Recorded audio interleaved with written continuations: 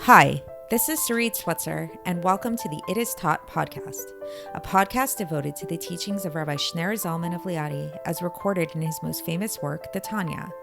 My hope for this show is to make these teachings accessible and relatable to the average person, regardless of prior Jewish education or affiliation.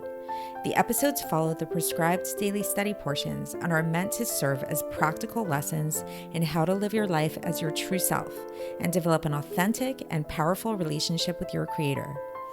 I have personally experienced the effects the study of this work has had on me, and I'm excited to share what I can of this knowledge with you.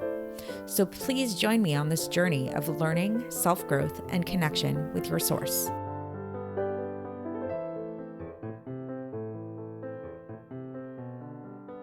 The It Is Taught podcast. This is episode 315 for the 8th of Tishrei in a leap year. Throughout the world, throughout many cultures, there is an acknowledgement of a reverence, a certain reverence for the earth, for the power of the earth, the ground below us, to the point that the phrase Mother Earth is very common. Even in regular vernacular amongst people, there's this acknowledgement that the earth has this very strong power to it. In the Bible, we see that there's a poetic kind of reference to the earth of this idea of, for you are dust and to dust you shall return, that life, that that man actually came from the earth. There's a certain acknowledgement that all life really comes from the earth and is dependent on the earth to such a great extent. When people talk about climate change and everything, it's all about preserving our earth, right?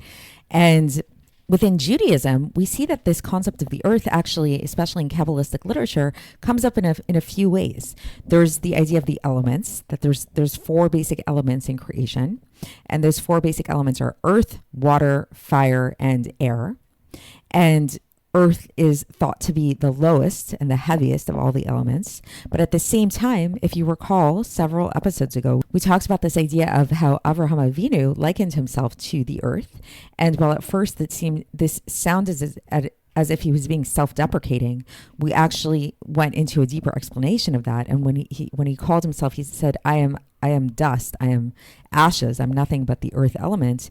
He actually was saying that there was something about him, about his the way that he manifested the element of chesed that was like very essential. Like the element of chesed within him was found in a very, very essential way, that if you take a tree and you burn it to the ground, what you have left is ashes. And ashes are the earth element of the tree. So we talked about how every created being has these four elements contained within it. And the ashes are the earth element.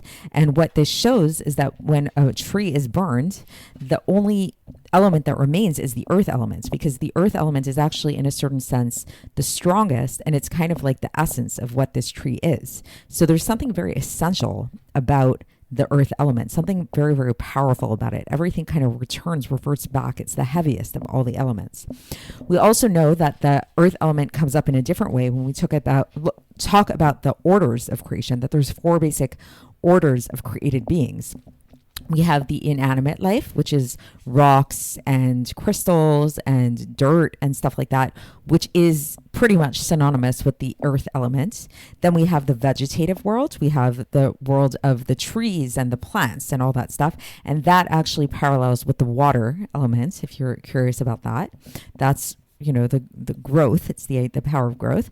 Then we have the level of the animals, and the animals, not only do they grow, but they also move. And so there's this like dynamism about them. And that's why the animals correspond to the fire element.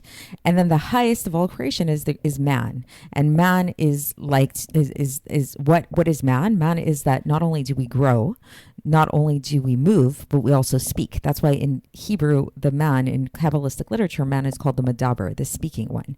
And man corresponds to the air element. It's the lightest of all the elements. That's like speaking is kind of like, when people say that somebody is an airhead, so to speak, it's like, it means that they talk a lot. Like they're kind of like just very like flippant in their words, but that's sort of like the extreme version of the power of man, is to be this airy creature, this creature that rises above everything else. So at first glance, it seems like, and in a certain sense, it is true that man is the pinnacle of creation. Then there's a hierarchy, then there's the animal, then there's the vegetative, and then the inanimate, the rocks, the earth elements is the lowest. there's actually a reversal of this in the sense that, as again, something that we spoke about already, is this idea that the higher something is in its source, the lower it falls, meaning that there's something about the inanimate world, the world of the earth element, that actually comes from a higher place. And today that's exactly what we're going to be talking about. And we're really going to delve into this earth element and show how the earth element is in fact so powerful and in fact so essential and so high that it is the one thing that we have in this world that can give us a sense of creation ex nihilo. And the broader context of our discussion of what we've been learning in this epistle, we're in this very lofty, very esoteric epistle, Epistle 20 in Iggeres HaKodesh, is the value of this physical world and the preciousness of this physical world in the scheme of creation, and the uniqueness of this physical world in the sense that it is really the only thing that was created ex nihilo, and that itself is quite amazing. And that when we look at all the other types of creation, all the other worlds, spiritual worlds, lofty worlds, things like that, as lofty as they may be and as holy as they may be, they don't have this connection to God in an essential way as the physical world does, because the physical world, by virtue of it being created ex nihilo, really manifests God in an essential way that nothing else does. And so today, coming back to today and the earth element, so we're going to learn about how the earth element really manifests this, really gives us a worldly illustration of this power of ex nihilo. And we're going to first explore this in a very basic sense, just kind of like looking at the earth element and looking at how things grow and how we can actually see if we really meditate upon it and we really think about it and we look at the growth of different plants and different herbs in the ground, how this ex nihilo really is manifest. And then we're going to talk about it from a more Kabbalistic perspective. And we're going to talk about how this is, like, why is it specifically the earth elements, the lowest element of all of creation, why it's specifically that element that manifests this power of ex nihilo, and what that's sourced in, where that originates in. So let's get into the text and see how the Alter Rebbe explains this. And we can kind of discuss a little bit more as we go. So again, for context, we are in the middle of Epistle 20 of Iggeres HaKodesh. And the Alter Rebbe starts off this section today with a reference to this ha'ara da ha'ara da ha'ara, the radiance of the radiance of the radiance of the Kav. So what is that a reference to? So for full context about this, really, I strongly encourage you to go back and listen to previous episodes, the past few episodes where we really got into these terms, into the whole map of this creation ex nihilo and what that's all about. But in brief, just to kind of bring us to here where we are now, is so there's the Kav. What is the Kav? The Kav is translated to mean a line, but it really is like a measuring stick. This Kav is where creation really, really starts off. This is the measuring stick within God. So it's like no creation has happened yet. It's still within God himself, but where he's measuring out how he wants this creation to be. So it's sort of like if you have like an architect who did not yet put anything on paper, did not yet tell anybody about his idea, did not yet buy the tools and materials for his building or anything like that.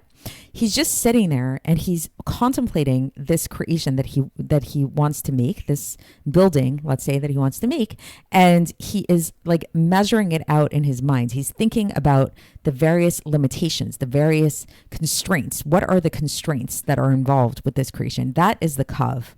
That Kav contains within it all of creation in a very, very, very constricted way. It's sort of like if you, like, do you ever see one of those, like, let's say chairs or something like that, or big balls or something like that, that you're able to like squish up into the point that it can like fit inside your purse? It's like that and even more. It's like sort of like this very, very dense containment of the entirety of creation into this one single line, which is known as the Kav.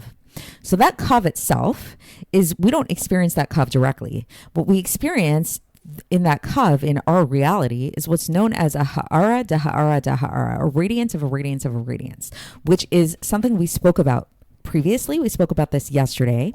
And just in brief, the illustration, which I actually got from listening to a shir on this from Rabbi Paltiel, just to give a little bit of recognition and just as a side note, a shout out to Rabbi Paul Thiel. Recently, I've become acquainted with his shiurim of Tanya, and I find that they have been really, really helpful to me in terms of especially these more difficult sections of Tanya that I'm really trying to grapple and try to understand. I find of the different things that are out there, personally, I have found that he tends to, at least in English, maybe there are other things in Yiddish. I've heard that Yoel Khan in Yiddish, his classes are really good too. My Yiddish is not good enough for that, but at least in terms of English shiurim, I find Rabbi Paul Thiel's shiurim to be the most down to earth and detail oriented. Really, like they like he really. I get the sense that he really understands what he's saying, at least to the point that we can understand these concepts, you know? So anyway, so I highly encourage you guys to, if you want like another Tanya share to kind of like, I don't want to take away from my podcast, obviously, but if you want something else to kind of like add on to this, I highly encourage Rabbi Paul Thiel's shiurim. And so with that being said, so this imagery that of the ha'ara, of the radiance, I actually got from Rabbi Paul Thiel. The way that he explains it is he says that what is the radiance? The radiance is like the ray of sunlight, let's say. The radiance of the radiance is that ray of sunlight, let's say, hitting a prism, and then from that prism there's a rainbow. And then the radiance of the radiance is the person who perceives that rainbow. So then what you're seeing with your eyes is like your particular experience of that rainbow. So it's like 3 steps removed from the original source. So you have the sun, and then the sun has a radiance. That radiance hits a prism that causes a rainbow kind of to happen. And then you have a person or someone who's perceiving that, and that's the radiance of the radiance. So anyways, going back to our discussion. So this is really what the kav, the kav that is the source of all of creation. And when we say the source of all of creation, we mean specifically the source of all of creation, ex nihilo, which was what makes it so powerful. That's where there's that leap from, just having things being created something from something in this causality way, or being created ex nihilo. That is all found in the power of the kav. When we go back to, okay, where is it found? It's found in the vessels. It's found in the malchus of Atzilus, all that stuff. But really, if we go back to the origin of it all, it's coming from that kav. And specifically in terms of our experience of it, is the ha'ara of the kav, the radiance of the radiance of the radiance of the kav. So now today we're going to talk about how it is, like the Alter Rebbe goes on and he says that this power of the radiance of the kav, it actually illustrates its power and its ability, perhaps surprisingly, in the element of earth, of physical earth, with intense revelation. And it does so with greater intensity than the higher elements, the elements that are higher than the element of the earth, right? Because again, the earth element is the lowest of all the elements. But yet, interestingly, this lowest of all elements actually is the element that manifests and illustrates the power of creation ex nihilo. Even higher, it does this way, even in a higher way, it illustrates this power, the earth element, even in a higher way than the heavenly hosts. Because the heavenly hosts, as high as they are, as lofty as they are, they do not have the ability to bring something into being, something from nothing, perpetually. So this takes us to that broader story of creation. When we look at the creation of the world in the Bible, there was this idea of the world being created in 7 days or 6 days, and then the 7th day was Shabbos when Hashem rested, and that the world was created. It was a one-time event that Hashem created the world, right? And the way that he did this was by use of the heavenly host. So there was this creation of ex nihilo that did happen with the assistance of the heavenly host once upon a time. However, then there's another aspect of creation, which is not that one-time event that happened, but actually it's something that's perpetual and something that's happening all the time. We spoke about this at length in Shari Chudva Emunah, this idea that creation is happening, is the world is being created, brought into being, something from nothing all the time. And that power of the world being created something from nothing all the time, perpetually, in this perpetual manner, is not something that the heavenly hosts have the power to do, but rather we actually do see an illustration of this specifically in the earth element, because we see that in the earth element, what is the earth element doing? The earth element is constantly bringing into being different plants and trees. Like this is a perpetual thing. There are always new plants and trees that are coming out of the earth. And we're actually going to learn tomorrow that there's, some of it is with the assistance of people planting, but some things actually come of the earth spontaneously on their own. But regardless, and this is a little bit more of tomorrow's episode, is regardless, there's a disintegration that happens. So it's like it looks like it's like, okay, the seed, we'll put the seed in the ground. There's a seed that comes in the ground, and then that's where the plant or the tree comes from. That's actually not the case at all. The seed actually disintegrates into the earth, and then the plant or the seed actually comes out from nothingness, from the ground itself, from the power of the ground itself, so that the plant or the tree is actually something totally separate from the seed from which it's coming from. And so now in brackets, the Alter Rebbe brings a seeming challenge to this idea. He says, like, isn't it taught, there's this teaching of this idea that every tree, every plant, every flower has a mazel associated with it, has this like kind of astrological force associated with it that tells it to grow. So there's this idea that every single tree and every single plant life, every single herb, flower, whatever it is, has a mazel hovering over it, has this like force, this life force hovering over it, and it's telling it to grow, like grow. And the more it tells it to grow, then it grows. So that seemingly is a contradiction to what we've been saying, because if that's the case, then we know that it's not actually growing from the earth elements, but it's growing because of these mazalos, right? And so the Alter Rebbe says this mazel is only telling it to grow after it's already there, after it already exists, after the plant has already sprouted. But it's not telling it to grow something from nothing, but rather it's just telling it to grow from being small to being bigger, to bear fruits of its particular species or like that kind of thing, right? But before it sprouts at all, there would be no sprout. There is no sprout for which the mazel to tell it to grow. So it's like the mazel is only there telling the plant to grow if it already exists, if there's already a sprout there. But if there's no sprout, then it cannot tell it to grow. There's nothing to say grow to because it doesn't exist. So the actual initial growth of this plant life, of this thing, comes from the koach hatzomach, comes from the vegetative power that's found within the earth, which is actually nothingness, and it's spiritual. It's a spiritual power. And then we see that the actual thing that grows out of it is physical, right? So that's what's like really amazing. That's the miracle that happens in plant life, in the vegetative world. Like we take it for granted that it's like you plant a seed in the ground and it's going to grow. Like, yeah, science can explain that, quote unquote, type of thing. But really, it's actually a miracle. Like, how is it that this big tree or this plant or whatever it is comes out from the ground when it's like the seed actually that it came from actually disintegrates into the ground? So it's actually coming from nothing. It's actually coming out of nowhere. And that is due to the power of growth that's found in the earth, which is this manifestation. It's an illustration to us of this power of yesh mi'ayin, of this power of ex nihilo. Okay, so now that's kind of section 1 of this section today. Now, where there's this illustration of what's happening, now the Alter Rebbe is going to give a little bit of a Kabbalistic explanation of that as to why it is. Why is it that this earth has this special power to it that no other elements in creation have? So he gives a few reasons for this, and each one is pretty lofty. So if you don't fully grasp each one, that's okay. So I'm going to kind of go through it to the best of my ability and just take it for what you can. Some of it is a reference to some of the things that we learned about previously. And again, the biggest takeaway for me that I think should be taken from this is just to pique your curiosity to want to learn about these terms more, and to also get the general idea of just how lofty this power of creation ex nihilo is, and how amazing it is that, as lofty as it is, it's the loftiest power in the scheme of creation, and yet at the same time it's the most accessible to us, and it's the most manifest to us specifically here in this physical world. That's the takeaway from here.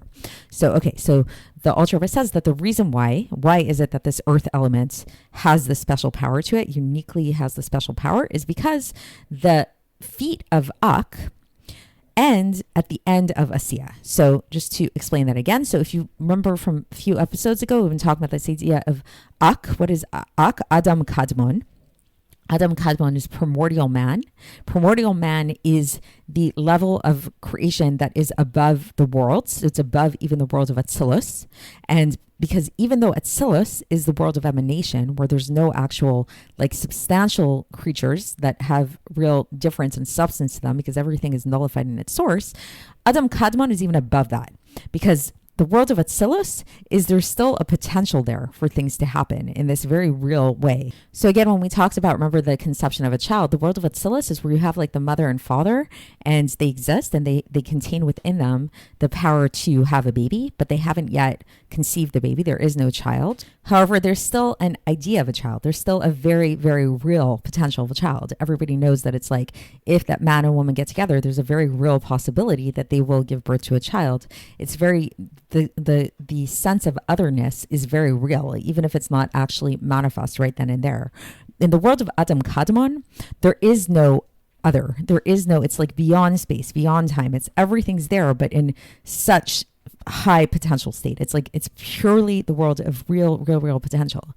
On the other hand, as lofty as this world of Adam Kadmon is, and world in a quote unquote way, I say, because once we say the word world, there's an acknowledgement of something that has dimensions to it. So it's like Adam Kadmon is a world, but it's like pre-world. It's a primordial world. So even though it's pre-world, even though it's like this place of such pure potential and beyond space, beyond time, all that stuff, it does actually contain within it everything. And it's like, we know that like that's this idea of the feet of Adam Kadmon, the feet of Adam Kadmon, like we spoke about previously, that's like where it all starts. This is like the origin of everything is in the feet of Adam Kadmon, the end there. And we know that the feet of Adam Kadmon contain within them everything, all of creation, from the beginning, from the end, everything at all. And so since they contain everything within them, where do they actually end? They end at the very end of Asiya, the very end of our world. Right? So now we see, this is answer number one to why it is that this power of the earth actually is so powerful, why the earth element is so powerful, because the Adam Kadmon, which is the source of all of creation, the source of creation ex nihilo, the feet of Adam Kadmon actually ends, the end of them is in the end of Asiya. So it's kind of like they're rooted in the end of Asiya. So that's answer number one. The second answer is that, as explained in the text, that underneath these feet, this feet of Adam Kadmon, shines the light of the Or Ein Sof, that is Sovav Kol Amin, without much of an interruption between them, except for the Igulim of Adam Kadmon. So, okay, that's a very dense statement there. So I'm going to try to explain this to the best of my ability, is that basically there's this idea of two different types of light that we brought up before. There's the general light that Hashem uses to create the worlds, to manifest the worlds. There's the light of Mamala Kol Amin, and then there's the light of Sovav Kol Amin. The light of Mamala Kol Amin can be thought of as the immanent light. It's the light that is within all of creation in a very individualistic and very permeating kind of way. And then there's the light of Sovav Kol Amin, which transcends all the worlds, which encompasses all the worlds. But for the purpose of our discussion today, we're going to talk about the fact that Sovav Kol Amin also in Hebrew, it means surrounds in it. There's a circular element to it. And so what that means when we say that there's a circular element to the light that's of Sovav Kol Amin, we can see this by virtue of looking at the earth, that the earth is a circle, right? And the way that a circle works is, remember that game when you were little kids and you used to dig into the ground and you said that, if you dig far enough, you're going to get to China and you'll get to the other side. So, well, it's a silly little kids exercise. The truth of the matter is that theoretically speaking, yeah, if you go down deep enough into the earth, like you get to the other side and you're actually just as close to the heavens as you were on the other side, right? So it's like if you look up the sky now and if you were to go like, in an airplane or a spaceship or something like that and try to reach to the sun, if the same person was doing that on the other side of the earth, they'd also be reaching up to the sun in the same way. So there's like this circular aspect. So it's like when you have a circle like that, what happens in a circle is that the highest point and the lowest point are actually connected. So it's like, imagine like, let's say the sun, let's say you're you're picturing like you're at the sun, and then it's like you go down from the sun all the way down to earth. So you got down pretty low. But then if you keep going down lower and lower and lower and lower until you get to like the other side of the earth and you keep going in the same direction, you're actually going to get to the sun again. So the lowest is actually connected to the highest. And that is the point that the Alter Rebbe is trying to bring out here today with this idea of how underneath these feet of Ak, underneath the feet of Adam Kadmon, is this circular energy, this energy of this light of Sovav Kolamin. So it's a circular light, which actually makes it so that there's not a lot of difference. There's not a big distance between the circle and the feet of Ak.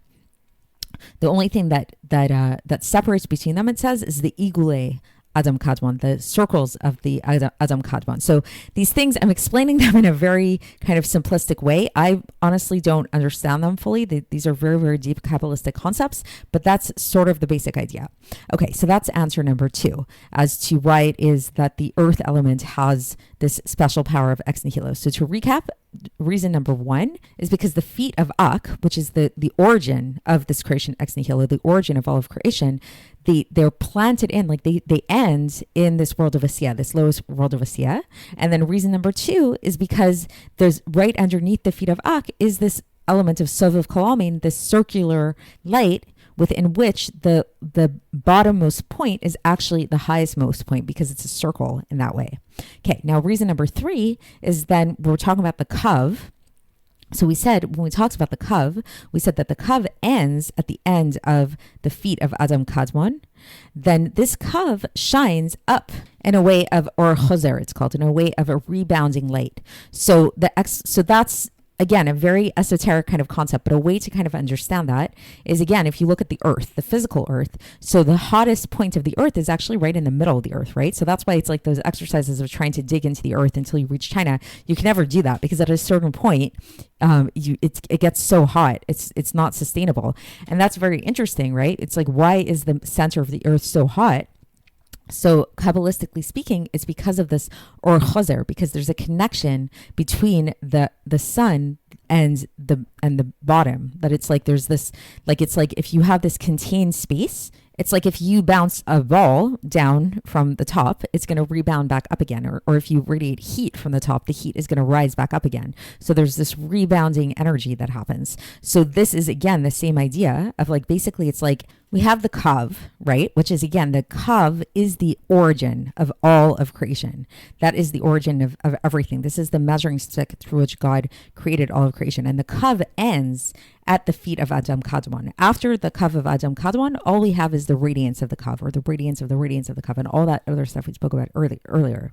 However, nevertheless, since the Kav ends at the feet of Adam Kadmon, wherever it ends, there's this principle of a rebound principle. So there's a rebound of the energy going back up again. And so again, since the feet of Adam Kadmon, where did the feet of Adam Kadmon end? The feet of Adam Kadmon end in our physical world, in our physical reality, which means that there's this rebound energy that goes all the way back up to the Kav. Right? So that's the power of physical reality. So again, to explain the 3 reasons why it is that the earth element specifically has this power of Ex Nihilo within it. Reason number 1 is because the lowest part of the world of Asiya, which is our world, this earth that we live in, is the very bottom of the feet of Ak. So, and the feet of Ak is, again, the source of all of creation. This is the part within God that God, like, this is where creation happens. This is where it all starts, is in the feet of Ak. Reason number 2 is because right underneath the feet of Ak, that's where you have the light of Sovav Kolamin, which is the circular light, in which a circle, the bottom and the top are interconnected. So that's the very lowest point is actually also the very highest point.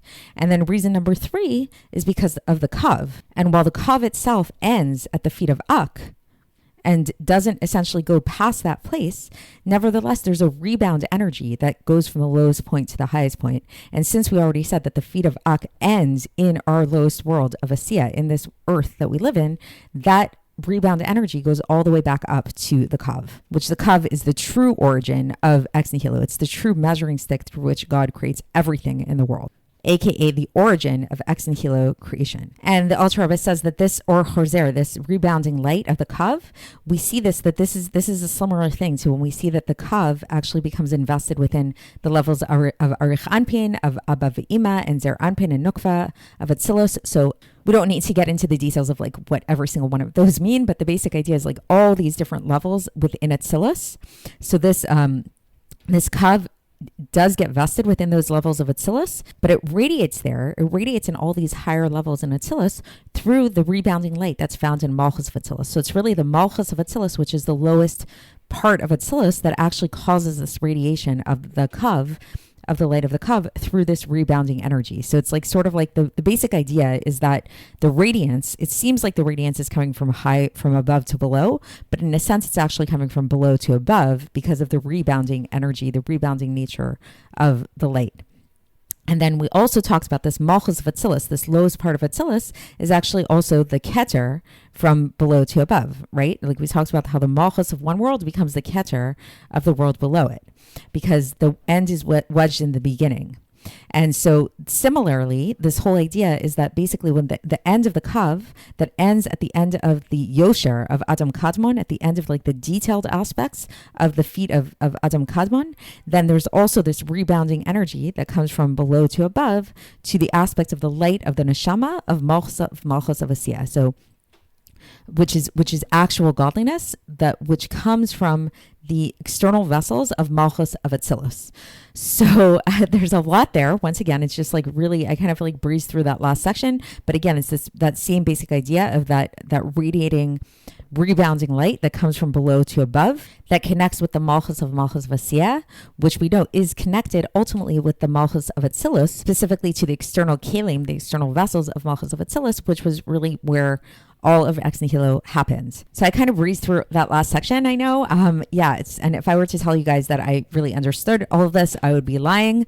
I'm trying the best of my ability to learn this stuff along with you guys. And as much as I am able to understand all of it, there's just like levels and levels way above me. But hopefully this gave you guys at least a little bit of a sense of this, a little bit more clarity as to what's going on in terms of this whole scheme of creation. And again, the main message is really to understand, to gain an appreciation of our physical reality. That's the message of this Iggeres, this epistle, is the preciousness of our physical world, which is ultimately going to translate into this preciousness of our doing mitzvahs here in this physical world, due to the power, this special power that our physical world has, and this essential connection that we have to God, to this power of ex nihilo creation.